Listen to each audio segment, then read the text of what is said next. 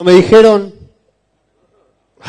cuando me dijeron 15 minutos para la charla, la reacción intuitiva fue, es muy poco tiempo, ¿sí? Después me acordé que Laurita, mi mujer, que es muy linda, es abogada y además tiene un posgrado en escribanía. Le gusta hablar mucho, además. Así que andá a ganarle una discusión a una abogada con posgrado en escribanía. No solo te la gana, sino que además labra un acta indicando los motivos por los cuales te ha ganado la discusión. De ahí me di cuenta que 15 minutos de hablar solo y sin que me ganen esa discusión podía ser muchísimo tiempo. A propósito, está corriendo demasiado rápido esa cuestión. Entonces, la idea un poquito, y tomando algo de lo que decía el doctor Quiroga en la primera charla de hoy, era comentar con ustedes algunas cosas que pasan en la práctica, no solo en la academia, cuando uno está frente a los alumnos o frente a los estudiantes, sino también en la práctica en los sistemas reales de producción. Estas premisas para adoptar cualquier tipo de tecnología, en mi caso ganaderas principalmente, pero siempre como parte de un equipo que están los agrónomos de la parte agrícola, los veterinarios, el dueño, por supuesto, y aquellos que están ejecutando las tecnologías. ¿Sí? La primera cuestión que quería discutir con ustedes es la priorización con suma prudencia. Esto es, para dar un ejemplo práctico, ¿para qué discutir si vamos a usar grano de maíz partido o grano de maíz entero si no tenés todavía consolidado el camino en donde el mixer va a entregar el alimento o la mitad de la comida cae fuera del comedero? ¿Sí? Es la cuestión de la priorización. Me preguntan, ¿maíz entero, maíz partido? Repregunto, ¿cuál es tu conversión de alimento en carne? No lo sé. Entonces,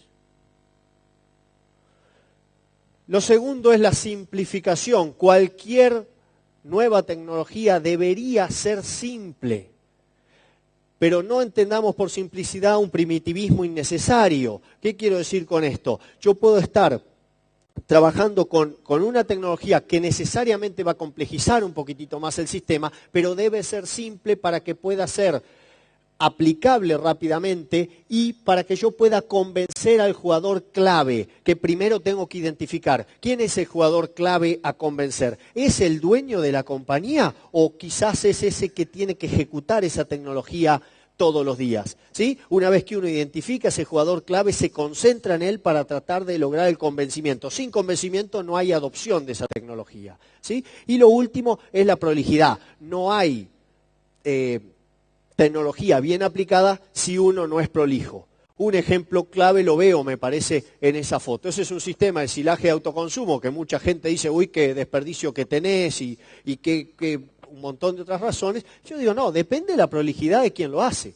Ahí había 400 animales con 2 bolsones suplementados por un complemento de un nivel proteico sumado a los minerales y el antibiótico ionóforo para una dieta de recría de 750, 800 gramos de ganancia por día. Me puede alguno decir, además miren el nivel de inversión, ¿no? Las maderas, eso ya está patentado el sistema.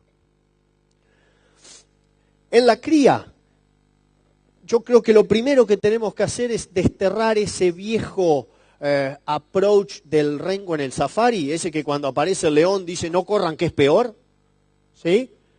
Tenemos que desterrar el acá eso no se puede hacer, con el que me reciben muchas veces en algunos campos en Corrientes, en Entre Ríos, en Provincia de Buenos Aires, en La Pampa, etc. No, eso acá no se puede hacer. Pará. Hay cosas que físicamente son imposibles de hacer.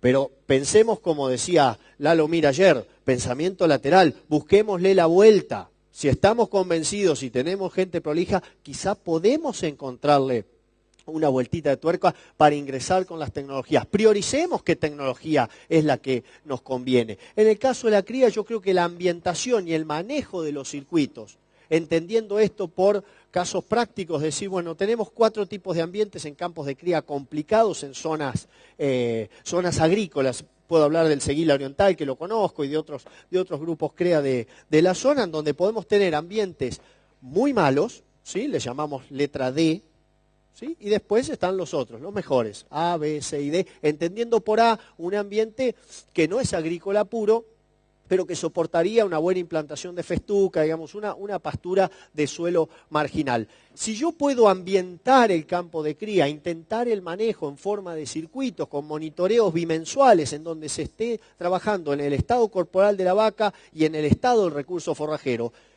ese monitoreo bimensual me permite irme anticipando al problema que puedo llegar a tener, porque como dice Christian Feldkamp también, digamos, el plan como tal quizás no es lo que importa. Lo que importa es el proceso de planificación.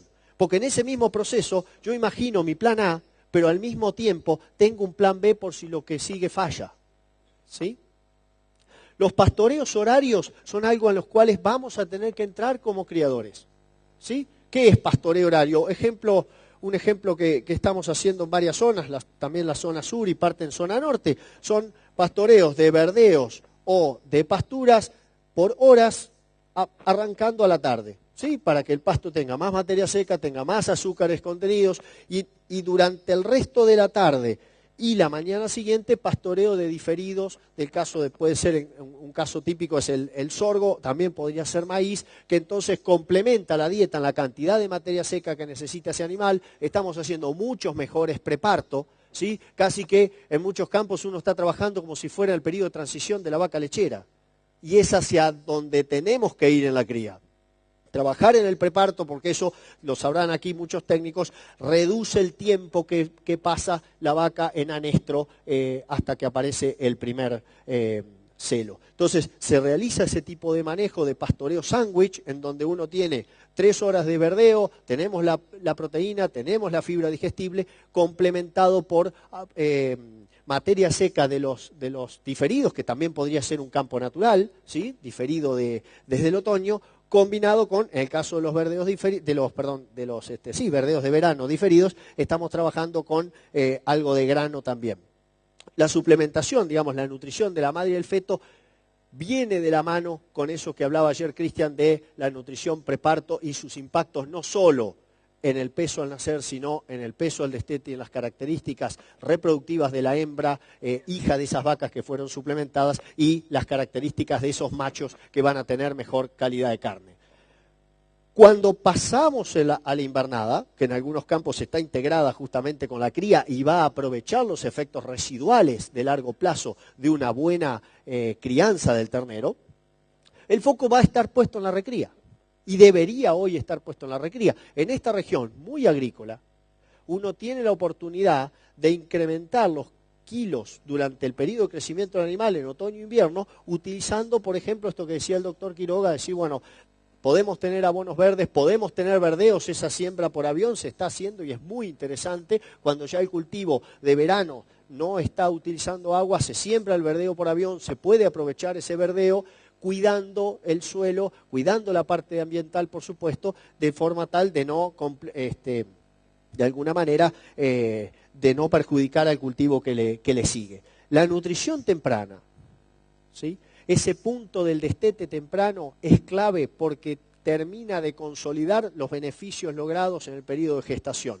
¿Sí? Es ahí donde los corrales de inicio o donde una buena pastura para recibir ese ternero que está siendo destetado son claves para comenzar ese arranque temprano y tienen efectos de largo plazo, no solo en la productividad del animal, sino además en la calidad de carne, que es algo con lo que voy a terminar. Estas recrías pastoriles, ¿sí? Con pastoreos horarios, con suplementación. Tenemos ejemplos prácticos de esta región en donde mantenemos casi 1.200 kilos de carne por hectárea de abril a noviembre, ¿sí? En recría, ¿sí? Sin la presión de terminar, en donde la base de la alimentación termina siendo un silaje de autoconsumo complementado por pastoreos horarios de verdeos, ¿sí? No se usa el pasto en ese caso como la base de la alimentación, sino que el pasto termina siendo la aportante proteína y nosotros defendemos el ambiente y defendemos ese suelo del pasto porque tenemos la reserva del forraje conservado que se transforma realmente en la base de alimentación. ¿Sí? ¿Eso qué me permite a mí? Que si tengo que esperar 10 días para salir a un verdeo o una pastura por un exceso hídrico, lo único que termino haciendo es colocando nuevos, un complemento proteico, pero esos animales se quedan con la base del silaje de autoconsumo. En el encierre a corral, que tendría que ser, no en la totalidad de los casos, pero que uno ve que es una tendencia mundial, sobre todo también en países vecinos, una tendencia mundial, decía, para la finalización de los animales en tiempo y forma, y que para nuestro sistema se complementa perfectamente. Estamos produciendo mucho grano, hacemos recrías pastoriles, incrementando el número de kilos ganados en un momento que el animal es muy eficiente, y luego lo terminamos a ese animal en tiempo y forma. ¿Sí? Me aseguro, los kilos, hoy se inicia la invernada, se inicia de la Z a la A, no de la A a la Z. Se inicia con cuántos kilos lo quiere usted terminado, para qué fecha, y a partir de ahí delineamos la estrategia. Antes de discutir dietas en el corral, algo que ya comenté, tengamos mejor gestión. Empecemos por medir, tener la línea de base, que falta, y mucho, en las ganaderías de corral. Y algo que quizás a futuro se va a empezar a ver es que si ya empezamos a trabajar con animales más grandes, más recriados, y esto va a implicar algunos cambios en dieta, va a implicar un mayor procesamiento del grano, y hacia eso quizás nos vamos a ir moviendo. En estos minutos que me restan quería hablar, muy combinado con lo que decía Christian Feldkamp. Seguramente para este momento saben todos que yo soy primo de Christian, ¿sí? El parecido físico es asombroso. En realidad lo que sucede es una cuestión típicamente de selección genética. Los colombatos quedamos como torito de primer servicio y Feldkamp lo pusimos como para cruzamientos terminales, ¿sí? Para incrementar peso después a faena, para atender dos mercados diferenciados. ¿Dónde está el futuro? Que en algunas cosas desde la universidad también estamos trabajando. El apoyo de las herramientas satelitales en la cría y la recría, ¿sí? No hay ambientación precisa si no tenemos apoyos de estas herramientas satelitales. Además es un desperdicio no aprovecharlos. Este año terminamos 2 tesis de grado en donde con el apoyo del ART y de ACREA estamos viendo a ver si no podemos empezar a predecir los rendimientos de silaje de maíz a partir de los sensores remotos durante el periodo crítico del llenado del grano, sabiendo que el grano es el indicador del rendimiento de ese silaje de maíz en biomasa. Sí, todavía eso es algo que a 2 o 3 años lo vamos a tener mucho más, de alguna manera, masterizado. Después estos 2 puntos, ¿sí? Que para mí van a ser un impacto en estos años que vienen en la ganadería, ¿sí? Todavía no están disponibles para nuestro mercado, ya en Estados Unidos están probados, incluso una de las empresas de aquí es uno de los productores. Híbridos de silaje o para silaje de maíz con menos diferulatos. ¿Qué son esos diferulatos? Son de alguna manera enlaces químicos de tipo éster que vinculan a la hemicelulosa con la lignina. No se trata de BMR, que disminuye el nivel de lignina directamente. Estos son menos puentes de ácido ferúlico que unen la lignina con la hemicelulosa y que hacen que la tasa de degradación del alimento sea más lenta. Si yo disminuyo ese número de puentes, aumenta la tasa de degradación, aumenta el consumo de materia seca y se impacta en la producción. Los inoculantes y las enzimas nobles, ¿sí? Se vienen los inoculantes de tercera o aún de cuarta generación para silajes. No solo mejoran la fermentación, no solo reducen el deterioro aeróbico, sino que además poseen enzimas muy nobles, ¿sí? Que disminuyen ese número de puentes ferúlicos, que disminuyen el nivel de la proteína, de la capa proteica que rodea el gránulo de almidón en el caso del maíz, y probablemente lo vamos a estudiar bastante en sorgo en los años que vienen, ya tenemos estudiantes en eso, ¿sí? Buscando tener mayor acceso por parte de los microbios ruminales a los nutrientes. Y por último, en este minuto que me queda, las carnes de calidad premium. Vengo de una gira en el estado de San Pablo la semana pasada por varios feedlots y plantas de procesamiento, en donde lo que encontramos es que ellos también están buscando las carnes de calidad premium. Tienen un problema, que es de latitud, para tener las razas y las conversiones que nosotros podemos tener. El límite máximo de ingreso a la carne premium de JBS era de 4 dientes, por la mala recría. Nosotros podemos tener eso con diente de leche. Eran 350 kilos, ¿sí? El límite máximo salida, 6 dientes. Nosotros podemos tener con menos de 2, ¿sí? Y si vamos a hablar de calidad premium, porque por volumen no le vamos a ganar, son 180 millones de hectáreas de pastizales y pasturas en Brasil. ¿Quién le va a salir a ganar por volumen en producción? Le vamos a ganar por calidad. Va a haber aditivos específicos para mercados restrictivos, ya termino, y vamos a tener además que entender el bienestar desde el otro lado. ¿Qué es bienestar animal?